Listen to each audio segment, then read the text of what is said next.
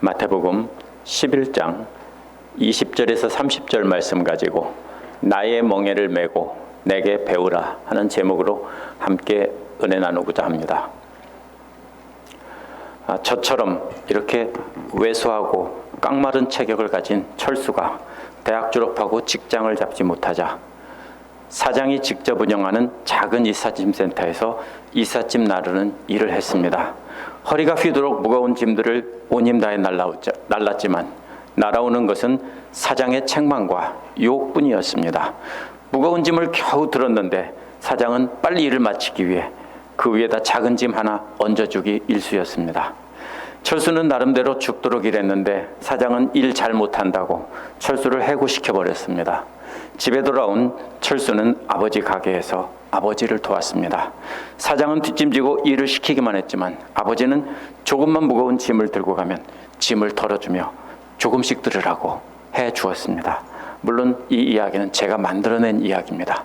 오늘 말씀은 바로 그렇게 두 종류의 일을 시키는 사람이 비교되는 말씀입니다. 오늘 말씀에서 예수께서 심하게 책망하시는 대상은 바로 고라신과 벳세다와 가버나움이라는 도시인데, 예수께서 책망하시는 대상은 그 도시에 사는 모든 사람이 아니라 그 도시에 사는 하나님 말씀을 가르치던 바리새파 사람들과 율법학자들입니다.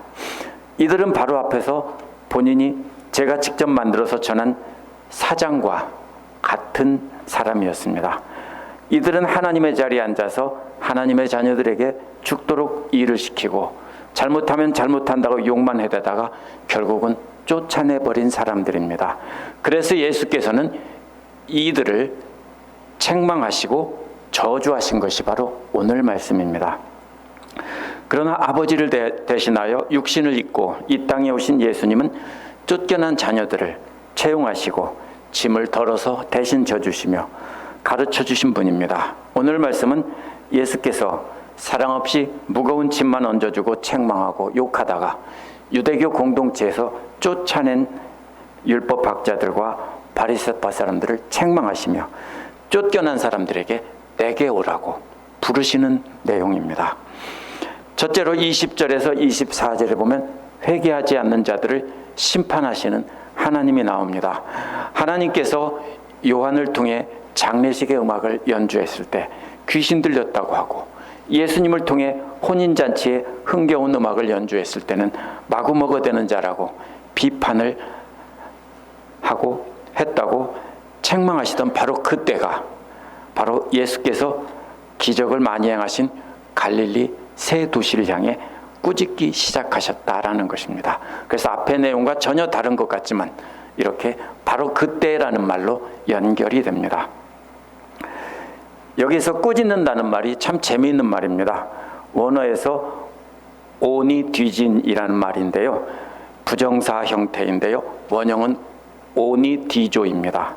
이게 무슨 말이냐면요, 갈릴리 사람들에게 무거운 짐을 지게 하고 제대로 지지 못하자 욕하고 쫓아내버린 갈릴리의 유대교 지도자들 향해 오 니 뒤진다 라는 말을 오니 뒤진 이렇게 한 말과 똑같기 때문입니다. 그래서 썰렁한 개그입니다. 근데 이 말이요, 오니 뒤진이라는 말은 욕한다는 뜻입니다. 너 뒤진다고 욕한다는 뜻입니다. 예수님은 아마 한국말로 욕하셨을지도 모릅니다. 오니 뒤진다 이렇게 다자만 빼고요. 그렇게 욕하신 이유는 예수께서 수많은 능력을 행하신 것을 보고도 회개하지 않고 하나님의 자리에 앉아 정죄하기만 했기 때문입니다. 그래서 지난주 말씀에서 하나님의 음악을 따라 회개하지 않고 춤추지도 않았다고 비유로 말씀하신 것이 바로 바리새파 사람들과 율법학자들, 특별히 갈릴리에 있는 그 사람들을 가리키는 것입니다. 예수님께서 장터 아이들의 놀이를 비유로 책망하신 뒤 오늘은 오 니 뒤진다 라고 심하게 책망하시는 것입니다. 그래서 21절에서 예수께서는 내게 저주가 있다 고라시나, 내게 저주가 있다 벳세다야라고 두 도시에게 저주를 선언하셨습니다. 만약 너희에게 행한 모든 하나님의 능력을 두로와 시돈에서 행했다면 벌써 베옷을 입고 앉아 회개했을 것이라고 합니다. 두로와 시돈은 이스라엘 바로 북쪽에 있는 바닷가에 있는 지중해 연안에 있는 페니키아의 두 항구 도시입니다. 무역업이 아주 번성했던, 굉장히 잘 살고 넌 이방 도시들인데요, 이스라엘 사람들은 가장 악하고 더러운 도시로 여겼던 곳입니다. 여기가 어디냐면요, 이세벨의 고향입니다.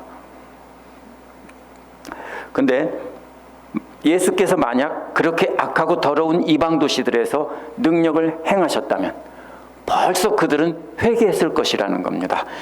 개역은 베옷을 입고 제 앉아라고 했는데요, 원어는 둘 다 베옷 안에서 제 안에서라는 뜻입니다. 따라서 베옷을 입고 제도 입었다는 뜻입니다. 제를 어떻게 입습니까? 뒤집어 쓴 것입니다. 그래서 깔고 앉은 것이 아니라 베옷을 입고 제를 입은 것입니다. 그래서 이러한 표현은 에스더 4장 3절에서 모든 유대 사람들이 하나님 앞에서 회개했다고 할 때도 역시 베옷을 입고 제를 뒤집어 썼다라고 나옵니다. 요나서 3장 5절에서는 니느웨 백성들이 회개할 때도 하나님 말씀 듣고 회개할 때도 역시 똑같이 했다고 했습니다. 이 이스라엘뿐만 아니라 고대 근동에 있는 모든 사람들은 진정으로 회개했다는 표시로 베옷을 입고 죄를 뒤집어 썼습니다. 예수께서는 두로와 시돈이 심판날에 너희보다 견디기가 훨씬 쉬울 것이라고 하십니다. 고라신과 벳세다의 모든 사람을 두고 하시는 말씀이 아니라 고라신과 벳세다에서 바리새파 사람들과 율법학자들만 두고 하시는 말씀입니다. 그들은 예수께서 행하시는 많은 기적과 능력을 눈으로 보고도 회개하지 않고 자신들이 하나님의 자리에 앉아 예수님을 비판만 했기 때문입니다. 이는 율법을 잘 지키며 언약의 백성이라고 스스로 자랑하던 유대교 최고 높은 지도자들에게 상상도 못할 욕입니다. 두로와 시돈보다 말도 안 되게 훨씬 나쁜 놈들, 이런 뜻입니다. 스스로 가장 거룩한 하나님의 사람이라고 생각하는 자들에게 그들이 개만도 못하게 여기던 이방인들보다 훨씬 더 악하다고 욕한 것입니다. 그래서 오니 뒤져라고 하신 겁니다. 고라신과 벳세다가 이렇게 지독한 저주를 받으며 책망을 들을 때 곁에 있던 가버나움은 자신은 그렇지 않다고 생각했을 것입니다. 가버나움은 당시 유대인의 회당이 있던 갈릴리 지방의 중심 도시입니다. 유대교의 중심지에 해당합니다. 갈릴리에서. 그렇기 때문에 이곳은 굉장히 중요한 곳입니다. 그런데 원어를 보면 이번에는 예수께서 갑자기 그리고 너 가버나움 이렇게 시작합니다. 한국어선 번역하니까 그렇게 바꿔졌는데요, 갑자기 고라신과 벳세다를 저주하신 다음에 갑자기 그리고 너 가버나움 이렇게 부르신 겁니다. 죽도록 혼내신 다음에 갑자기 고개를 싹 돌리더니 그리고 너 가버나움 이라고 하셨기 때문에 가버나움이 깜짝 놀라는 모습일 것입니다. 가버나움에게는 네가 하늘까지 높아지겠느냐? 지옥까지 떨어질 것이다 라고 했습니다. 하늘까지 높아진다는 말은 종말론적인 축복에 대한 자만심이 가득해서 확신해서 하는 말입니다. 자신들은 분명히 마지막 날에, 심판날에 하나님 앞에서 칭찬을 받고 최고의 축복을 받고 가장 높은 자리에 설 것이라는 생각입니다. 그런데 이들은 이미 하나님의 자리에 앉아 하나님의 자리를 빼앗고 있었습니다. 그래서 이렇게 최고로 교만해진 가버나움은 지옥까지 떨어진다고 하신 겁니다. 그러면서 23절에서 예수께서는 가버나움과 소돔을 비교하십니다. 소돔에서 만약 이러한 하나님의 능력을 행했다면 소돔은 멸망하지 않고 지금까지 남아있을 거야 라는 뜻입니다. 두로와 시돈과 비교도 안 될 만큼 악한 도시가 소돔입니다. 구약 성경에 나오는 모든 이방 사람 중에서 최고 악한 사람의 본보기가 바로 소돔입니다. 너무 악하기 때문에 유황불에 타서 완전히 멸망하고 사라진 도시입니다. 갈릴리에서 최고 거룩하다고 자부하던 그 가버나움 유대교 최고 지도자들을 이제 두로와 시돈보다 훨씬 못한 악한 소돔만도 못한 놈들이라고 하신 겁니다. 왜 가버나움이 이 세 도시 중에서 가장 악하다고 했을까요? 잔 메가더 목사님은 가버나움이 예수님께 대해 직접 비판하거나 조롱하거나 모욕하지 않았고 직접 생명을 위협하지 않았다고 말합니다. 그럼에도 불구하고 이렇게 훨씬 더 악하다고 하신 것은 냉담함이라고 말을 합니다. 냉담함이란 사랑이 없이 무관심한 상태를 말합니다. 그렇기 때문에 사랑이 없는 무관심함이 가버나움의 죄일 수 있습니다. 그러면서 존 메가더는 그 스튜어트 케네디라는 사람의 냉담함이라는 시를 인용합니다. 스튜어트 케네디는요, 영국 성공회의 목사님이고 시인이었으면서 1차 세계대전 때 군종병으로 참가했던 사람입니다.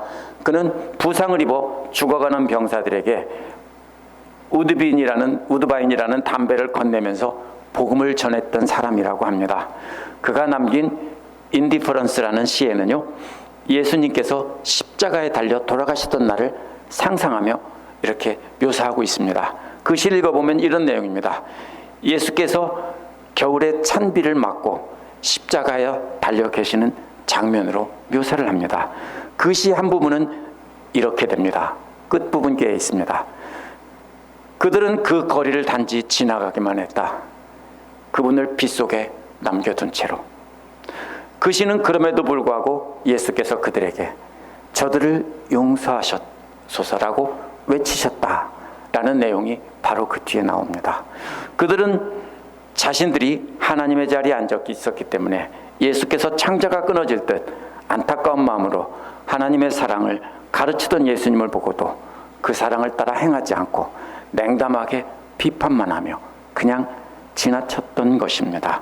그래서 예수께서는 피리를 불어도 춤추지 않았다라고 한 것입니다. 바로 냉담함이 바로 이 가버나움 사람들의 죄인 것입니다. 24절에서 예수께서는 나는 너희에게 말한다는 말로 진리를 말씀하십니다. 심판날에는 소돔 땅이 너 가버나움보다 견디기 쉬울 것이다 라고 하십니다. 가버나움의 냉담함이 최고로 악한 죄라는 것입니다. 구약 성경에 기록된 최고 악한 도시인 소돔보다 가버나움이 더 악하다는 겁니다. 그것은 예수께서 하나님의 능력을 보여주시며 말씀하시던 하나님의 말씀을 듣지 않았다는 겁니다.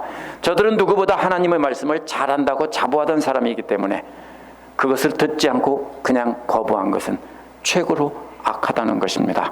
열왕기하 22장 13절에서 보면 요시야 왕도 우리 열조가 이 책의 말씀을 듣지 아니하며 이 책에 우리를 위해 기록된 모든 것을 준행치 아니하였으므로 여호와께서 우리에게 발하신 진노가 크도다라고 했습니다. 요시야 왕의 조상들은 율법을 잘 지켰던 사람입니다. 그런데 요시야 왕이 이렇게 기록한 것은 하나님의 말씀의 참뜻에 순종하지 않고 제멋대로 지켰다는 뜻입니다. 요시야 왕도 자기 조상들의 죄가 하나님 말씀 듣고도 그대로 행하지 않고 냉담한 것이라고 말을 한 것입니다. 하나님 말씀을 모르던 사람들이 지은 죄보다 하나님 말씀을 잘 알면서도 그 말씀에 냉담한 것이 훨씬 더 악한 죄입니다. 25절에서 27절에는 그 모든 권한을 받으신 예수님이 나옵니다. 고라신과 벳세다를 책망하신 뒤 가버나움이 최고로 악하다고 저주를 하시면서 예수께서는 하나님께 감사 기도를 드립니다. 어떻게 연결됩니까? 25절은 원어에서 예수께서 대답하시며 말씀하셨다라고 합니다. 무엇을 대답하냐면요, 갈릴리 도시들의 불신과 냉담함에 대해 반응하시며 대답하시며 이렇게 말씀하셨다는 겁니다. 말씀하신 내용은 원어에서 하나님께 감사를 드립니다 이렇게 시작합니다. 그런데 이 감사를 드린다는 말은 본래 감사라는 말이 아니라 고백한다는 뜻입니다. 고백한다는 말이 어떻게 감사입니까? 마음속에 진심을 담아서 그것을 그대로 하나님께 내놓는 것이 바로 감사입니다. 입에 발린 감사는 진짜 감사가 아닙니다. 마음속에 있는 것을 감사를 그대로 고백하는 것이, 이 말은 고백한다는 뜻입니다. 예수님께서 진정한 감사를 하나님 앞에 고백한다는 뜻입니다. 하늘과 땅의 주인이신 아버지라는 말은 유대인들이 보통 기도할 때 쓰던 하나님의 명칭입니다.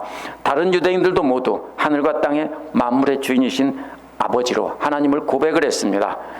이는 아무도 하나님 앞에서 저항할 수 없다는 뜻입니다. 그런데도 당시 바리새파 사람들과 율법학자들은 하나님께 저항하고 요한도 아니고 예수님도 하나님에서 보낸 사람이 아니라고 한 것입니다. 저들은 말로만 하나님을 하늘과 땅의 주인으로 고백했습니다. 그러나 예수님은 진심을 담아 고백하면서 그렇게 감사하며 하늘과 땅의 주인이라고 고백하고 있습니다. 감사하신 내용은 지혜롭고 똑똑한 사람들에게는 감추시고 어린아이들에게는 드러내셨다는 겁니다. 지혜롭고 똑똑한 사람들이란 앞에서 욕하신 갈릴리 세 도시에 살던 바리새파 사람들과 율법학자들을 가리킵니다. 저들은 하나님 말씀을 연구하던 학자들입니다. 그런데도 하나님께서 저들에게는 알지 못하게 감추셨다는 겁니다. 저들은 성경을 자신의 생각대로 해석하고 판단하면서 메시아이신 예수님까지도 아무것도 아니라고 거부한 것입니다.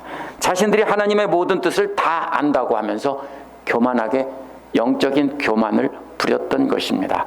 이와는 반대로 어린아이라는 말은 젖먹이라는 뜻입니다. 엄청난 학자들과 젖먹이가 비교됩니다.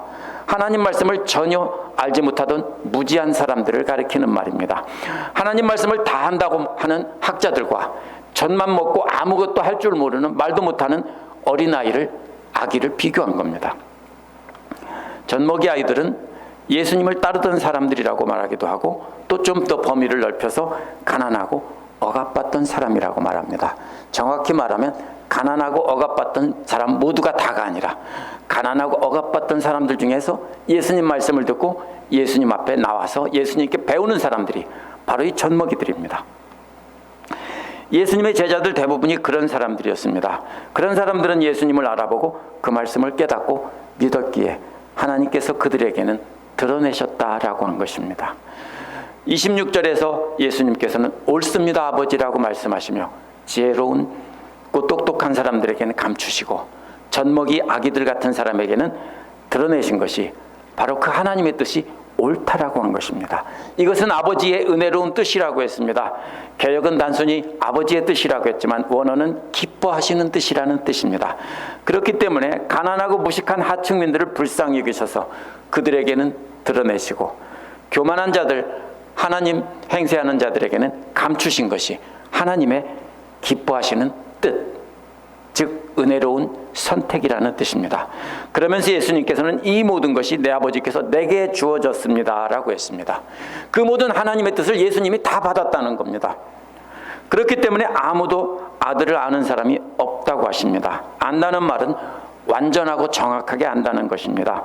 하나님의 모든 권한을 예수님이 다 받았다는 것을 아는 분은 하나님 한 분밖에 없다는 겁니다. 오직 그 권한을 아들이신 예수님께만 맡기셨다는 것을 아버지만 아신다는 겁니다. 그리고 이어서 아버지를 완전하고 정확하게 하는 사람은 아무도 없다라고 합니다. 오직 아들과 그 아들이 계시하여 주기를 원하는 사람을 제외하고는 아무도 모른다고 했습니다. 아들이 계시하여 드러내기를 원하는 사람이 누굽니까? 25절에서 말한 바로 지적으로 젖먹이 어린아이 같은 사람들입니다. 예수님께서 하나님 말씀을 전했을 때 진심으로 받고 따르던 사람들은 세리와 죄인들과 같은 젖먹이들입니다. 그래서 그들은 하나님의 아들이 밝히 드러내서 계시해 주었는데 그것을 받았기 때문에 그들은 안다는 것입니다. 성부 하나님과 성자 예수님이 서로 완전하게 아시는 관계인데 요한복음에서 말한 대로 창세 때부터 하나님께서 함께 계시던 말씀이 육신이 되어 이 땅에 오신 분이 예수님이기 때문입니다. 그분을 믿고 그분에게서 듣는 사람들만이 바로 하나님과 예수님 사이의 그 비밀 뭡니까? 하나님께서 모든 권한을 예수님께 다 주셨다는 것을 아는 사람은 예수님 말씀을 듣고 따르는 그 사람들밖에 없다는 겁니다. 우리는 그분이 젖먹이 같은 우리에게 가르쳐 주셨기 때문에 아는 것입니다. 28절에서 30절은 예수님 내게로 오라는 말씀인데요. 예수님만이 하나님의 모든 뜻을 완전히 아시는 분이기 때문에 28절은 원어에서 다짜고짜 오라 내게로 이렇게 말씀하십니다. 자신들만이 하나님 말씀을 안다며 거만하게 굴고 함부로 정죄하던 바리새파 사람들과 율법학자들은 하나님 말씀을 하나도 모른다는 겁니다. 그러니 하나님 말씀 하나도 모르는 그들에게 엉터리 말씀으로 고통당하지 말고 하나님의 뜻을 완전히 아는 내게로 와 이 말입니다. 아니 오라 내게로 이게 원어의 순서입니다. 누구에게 오라고 합니까? 수고하고 무거운 짐진 자들에게 오라고 합니다. 짐이라는 말은 율법을 가리킵니다. 하나님 말씀인 성경을 말하는 것이 아니라 성경을 근거로 바리새파 사람들이 개발하여 끊임없이 확장하여 가르치던 세세한 율법 규정들을 말합니다. 마태복음 23장 4절에서 예수께서는 무거운 짐을 묶어 지우고 자기는 손가락 하나도 까딱 안 한다고 하신 그 말씀입니다. 당시 바리새파 사람들과 율법학자들은 무지한 백성들에게 수많은 율법 규정을 가지고 정죄하기만 했습니다. 그러면서 정작 자기들은 하나도 안 지킨다는 겁니다. 그렇게 그들에게 율법 규정에 짓눌려 쓰러지기 일보 직전이던 사람들에게 내게로 오라고 말씀하십니다. 그것은 예수께서 그 짐을 내려놓고 편안히 쉬도록 하신다는 겁니다. 너무 무거워서 지쳐 쓰러지려고 할 때 불러서 그 짐을 내려주고 쉬라고 한다면 얼마나 좋겠습니까? 만약 젖먹이같이 무지한 사람들이 바리새파 사람들과 율법학자들에게 간다면 또다시 감당 못할 무거운 짐을 지워줄 것입니다. 그러니까 그들에게 가지 말고 예수님이 진짜니까 예수님 앞에 나오라는 겁니다. 그러면 예수께서 그들이 지워준 짐을 벗겨주고 편안히 쉬게 한다는 것입니다. 그렇다면 예수님은 짐을 아예 지지 않게 하신다는 겁니까? 아닙니다. 원어에서 29절을 보면 내 짐을 지라 내 위에 라고 하셨기 때문입니다. 그렇다면 이번에는 예수님께서 대신 예수님의 짐을 지라고 한다는 겁니다. 그들이 지워준 짐은 내려놓고 예수께서 다시 짐을 지워준다는 것입니다. 무거운 짐을 벗게 하고 쉬게 하신 예수님께서는 그 무거운 짐 대신에 가벼운 예수님의 짐을 지게 하는 것입니다. 그 짐은 바로 아까 제가 말씀드린 대로 자녀를 사랑스럽고 안쓰럽게 여기는 마음으로 짐을 덜어주는 아버지의 마음으로 지워주는 짐입니다. 무겁지라고 하면서 덜어주는 아버지의 마음입니다. 예수님을 지라는 말은 비유이기 때문에 바로 이어서 내게 배우라라고 해설을 해주십니다. 짐을 지라는 말이 바로 예수님께 배우라는 것입니다. 예수님은 아버지의 마음으로 사랑하며 가르치신다는 겁니다. 혼내고 채찍질하며 꾸지람하는 그런 무서운 그 공사판의 감독이 아니라 바로 짐을 덜어주는 아버지같이 가르치신다는 겁니다. 그 이유는 나는 마음이 온유하고 겸손하니라고 했습니다. 무거운 짐을 지어 나르게 하는 사람들은 채찍으로 때리며 무섭게 다스리는 이집트에서 노예살이를 하던 그 히브리 사람들의 공사 감독 같은 그런 사람들입니다. 그들은 매우 고압적인 자세로 노예들을 대합니다. 그러나 반대로 예수님은 아들을 사랑하는 아버지처럼 친절하게 대하며 짐을 얹어주고 무겁니? 무거우면 내가 조금 더 가져갈까? 라고 하시는 그 아버지와 같다는 겁니다. 겸손하다는 말은 낮다는 말입니다. 낮은 자리로 내려와서 친구처럼 옆에서 함께 해주신다는 겁니다. 짐이 무거우면 함께 져주신다는 뜻입니다. 그러면 너희는 마음에 힘을 얻을 것이라고 합니다. 이제는 더 이상 무서워하지도 않고 무거운 짐을 지는 일에 시달리지 않아도 된다는 것입니다. 이제는 편안하게 쉬는 가운데 즐겁게 짐을 예수님과 함께 지고 간다는 것입니다. 예수님께서 짐을 지게 해주시는데 어째서 그것이 편안히 쉬는지 30절에서 이유를 설명합니다. 그 이유는 내 멍에는 편하고 내 짐은 가볍다라는 것입니다. 본래 편하다고 하는 말은 좋다, 친절하다는 뜻입니다. 내 멍에는 친절하다입니다. 멍에가 친절하다는 게 뭡니까? 본래 멍에는 뭡니까? 동물들에게 꼼짝 못하게 하기 위해서 얽어매는 겁니다. 근데 그 멍에가 친절하다는 겁니다. 강제로 매게 하는 것이 아니라 아주 잘 맞는 편안한, 그러면서 기쁨으로 맬 수 있는 멍에라는 뜻입니다. 이 멍에는 편안하고 예수님께서 얹어주시는 짐도 가볍다는 겁니다. 그러니까 예수님께 와서 예수님께서 지워주는 그 짐을 지면 편안히 쉬는 것이라는 것입니다. 예수께서 가르치신 하나님의 사랑을 배우면 우리는 더 이상 무거운 죄짐에 시달리지 않고 우리가 가볍게 쉴 수 있다는 것입니다. 오늘 말씀은 제가 처음에 드린 이야기 하나로 전체가 요약이 되는 말씀입니다. 고라신과 벳세다와 가버나움의 유대교 지도자들에게 지독하게 욕을 퍼부으시며 저주를 선언하신 이유를 우리가 정확히 알아야 됩니다. 이는 그들이 하나님을 몰랐기 때문이 아닙니다. 하나님 말씀을 잘 지키지 않았기 때문도 아닙니다. 그들은 누구보다도 하나님 말씀을 잘 알고 그 말씀대로 행하며 가르치던 사람들입니다. 그런데 그들에게 오니 뒤진이라고 욕을 하신 이유는 바로 젖먹이같이 아무것도 모르던 하층민들을 정죄하고 책망하면서 사랑을 빼고 가르쳤기 때문입니다. 그들의 잘못은 사랑을 빼놓은 것입니다. 하나님 말씀을 자세히 들여다보면 결국은 사랑입니다. 그래서 예수께서 요한복음 13장 34절에서 새 계명을 너희에게 주노니 서로 사랑하라. 내가 너희를 사랑한 것 같이 너희도 서로 사랑하라.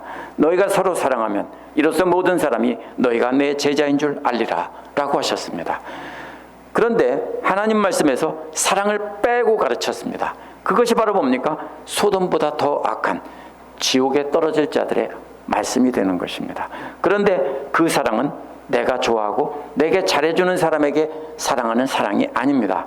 예수께서는 원수까지 사랑하라고 하셨기 때문입니다. 원수까지도 사랑하라는 사랑은 예수님이 만들어낸 사랑이 아닙니다. 그 사랑은 구약 성경 전체에 흐르는 하나님의 헤세드의 사랑입니다.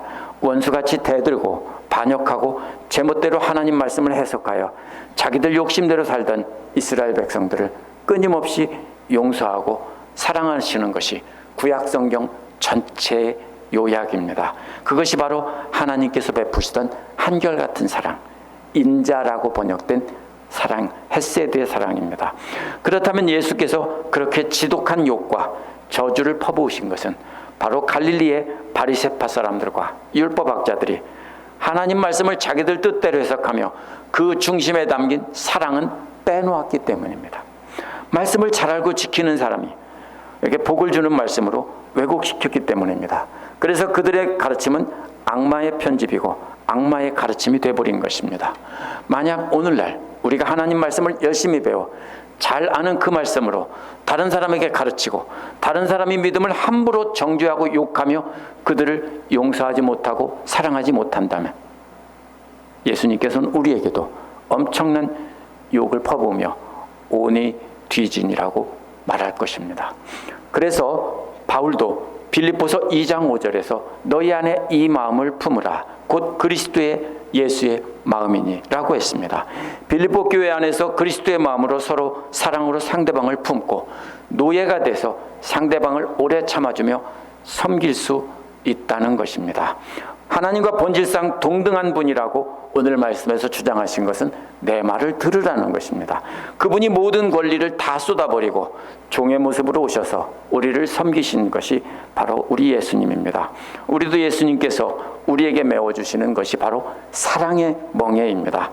예수님께서 그 사랑을 배우라는 것입니다. 그러면 예수께서 갈릴리 유대교 지도자들에게 쏟으신 저주가 아닌 영원한 축복을 우리가 받게 될 것입니다. 기도하겠습니다.